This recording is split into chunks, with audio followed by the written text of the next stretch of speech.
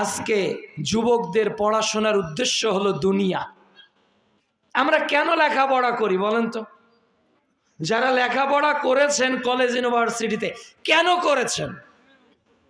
আমাদেরকে একটা কবিতা শেখানো হয়েছে, লেখাপড়া করে যে গাড়ি ঘোড়ায় চড়ে সে।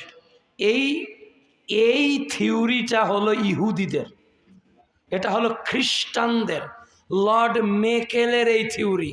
গাড়ি ঘোড়ায় চড়বে। বাবা তুমি লেখাপড়া করলেই বড়লোক হতে পারবে, লেখাপড়া করলেই টাকা ইনকাম করতে পারবে, লেখাপড়া করলেই তুমি বড় চাকরি পাবে, লেখাপড়া করলেই তুমি প্রফেসর হবে, লেখাপড়া করলেই তুমি ধীরে ধীরে সমৃদ্ধ হবে। লেখাপড়ার উদ্দেশ্যই বাংলাদেশে নেই, যার কারণে এদেশের যুবকরা লেখাপড়ার উদ্দেশ্য মানে দুনিয়া অর্জন জানে।